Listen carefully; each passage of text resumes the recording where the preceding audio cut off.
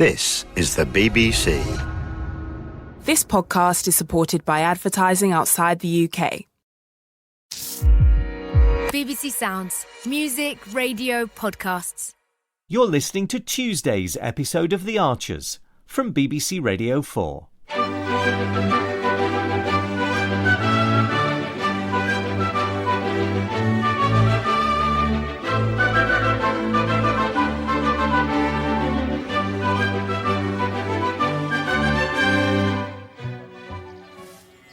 Mum, I'm off now.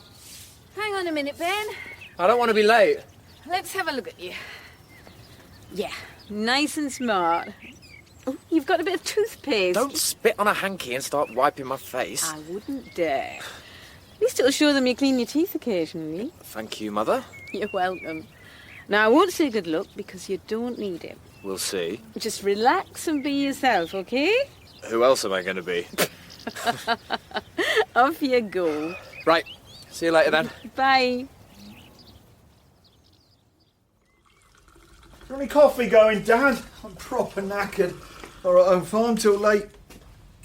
Oh, good morning. Who are you? What, is that my... Are you wearing my wedding suit? I am. Your mother insisted you wouldn't mind.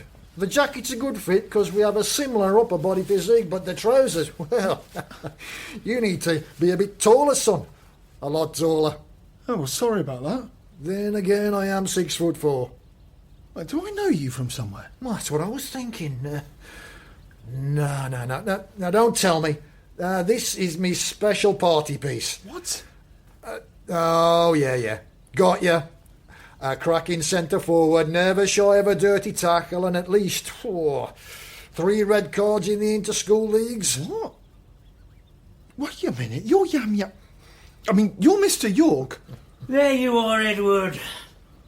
You're correct with Mr. York, but I'm not sure you used to call me that, did you, son? I can't remember. Dad? Long story, but we're taking the limo to work via the Shorehurst Hotel. What? Where's that? North Borchester. That's miles away. We're going to be late for market. Don't worry, the lads are covering for us. It'll be worth our while, apparently. Isn't that right, Adrian? For all me faults, I'm an extremely generous tipper. Can someone explain what's going on here, please? You've not changed. What? Never the fastest. It was Adrian's stag night last night, and unfortunately he fell asleep in the limo. Oh, great night's sleep, by the way. Wait, you're getting married, sir? I mean, you're getting married? In precisely 48 minutes, so no time to nip home and change, I'm afraid. Hence, your unexpectedly short-legged wedding suit. With some long socks. We only managed to wake him up in time. I had to check on him all night, so I'm shattered. We've got to take Mr. York to his wedding. Nearly slipped up then. Now I'm confused. Do you two know each other? Mr. York taught PE at Borchester Green. Still do. Course. So you were there when Edward was. Oh, blimey, that's good going. Never too old to whip young thugs into shape on the football pitch. I reckon you're still a bit drunk, mate. Probably. Now, I'll nip into the little boy's room and then we better go. Now, your good wife said you'd cut me a rose for me buttonhole. Yeah, will do. We've got plenty.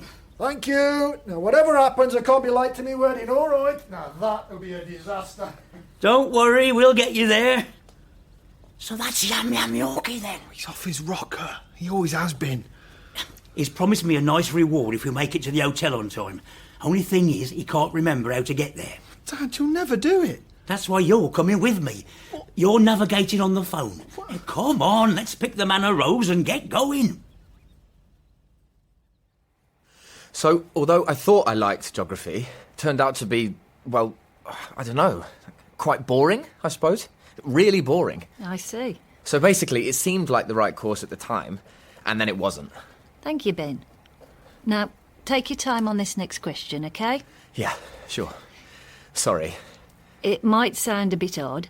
I'm going to give you a scenario, and I want you to think about how you might behave in this situation. Yeah, fine.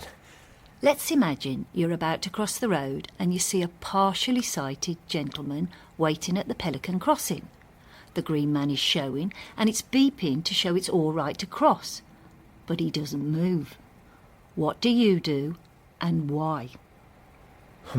OK, well, he might want to cross the road, or he might be having a rest at that exact spot. So if someone helped him to cross, they might not actually be helping, but you couldn't leave him there in case he did want to cross. What would you do, Ben? Me? Oh, I'd just ask him. Right. If he said yes, I'd say, would you like to hold my arm? Because I don't think you should just grab someone, because that's rude. And my gran prefers to hold my arm, rather than me holding her, so he might be like her.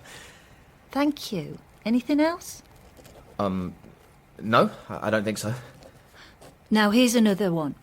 You're told by a friend who's already studying nursing how hard the course is and how they're struggling to balance study with placements. What advice would you give and why? Right. That's, well, I mean, yeah. Study and placements.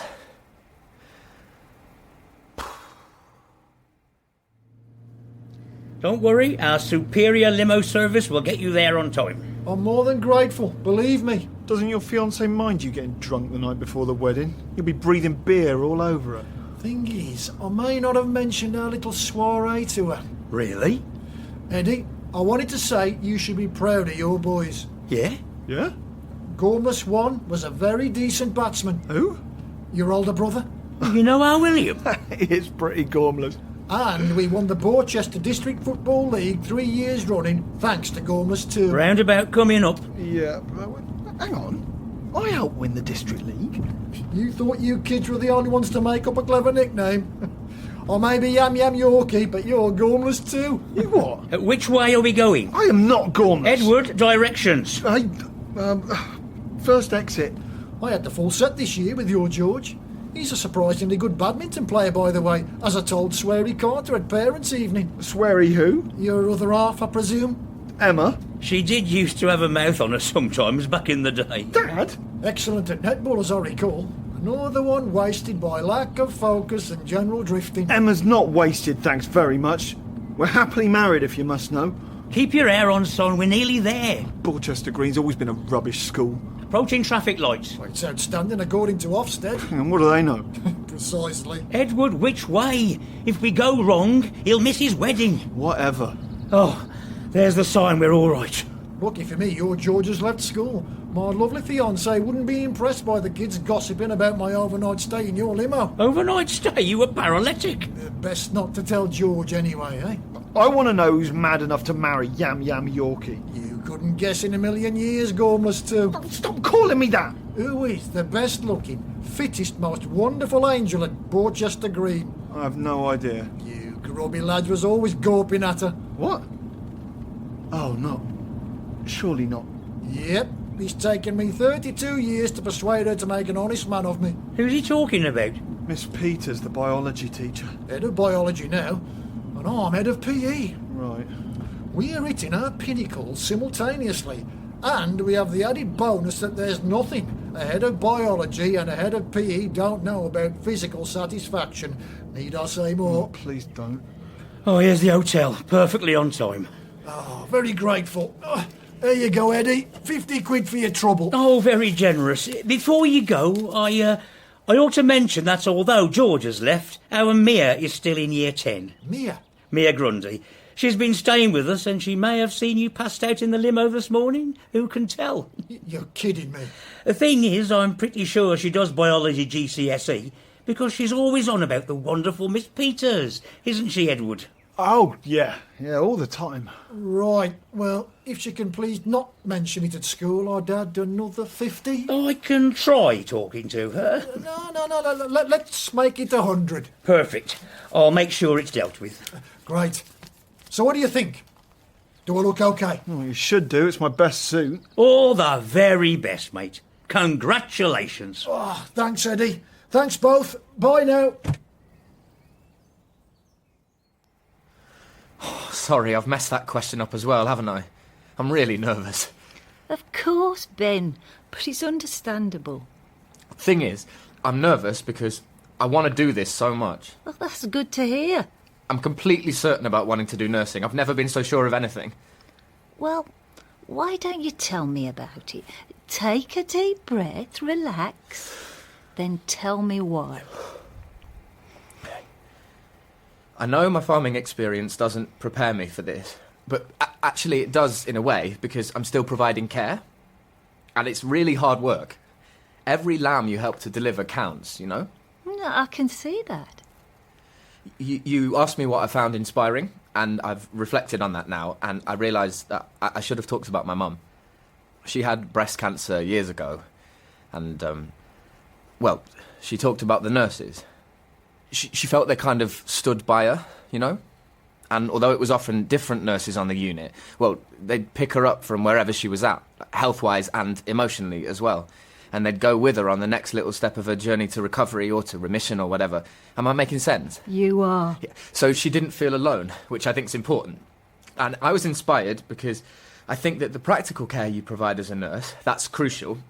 But you're also helping people cope emotionally, because they'll need that strength, won't they? They certainly will. So, as a nurse, you need to understand everyone's different and every journey's different, but you want them all to feel safe and looked after until they're ready to take control of their lives again. Thank you, Ben. Have I said enough, do you think? Enough. To make you accept me? Ask me anything. I really, really want a place on your nursing course. Will it be all right parked here? Yeah, I'll have a word with the gaffer. It's turning out to be a nice little earner, this limo. Oh, he was a total pain, Dad. Oh, he wasn't too bad. Thanks for coming with me, son. Here's 30, OK? What? I did do all the driving. Yeah, and I took all the abuse. Oh, all right then, 40. I reckon I'm going to tell Mia. Eh? She never saw him because she isn't actually staying with us this week, is she, Dad? No, Edward, don't do that. I need them on side. With all Adrian's contacts and Terry 2 phones as well. We're on to a winner here. £100 or I blab. Eh? Oh, all right then. You drive a hard bargain. Well, I've learned from the best, haven't I? There you go. One very strong cup of tea. Thanks. I'm sure it wasn't that awful, Ben. It was beyond painful. I can't stop cringing about it. I tried to turn it round by talking about your chemo nurses. Really? And she seemed to get what I was saying. Good. And I get it, too. Then I'm pleased. Oh, I wish the interview was tomorrow. I'd be so much better. I couldn't be more proud of you. I mean it. I know you'll get there one way or another. Now, drink that tea and give me a hug.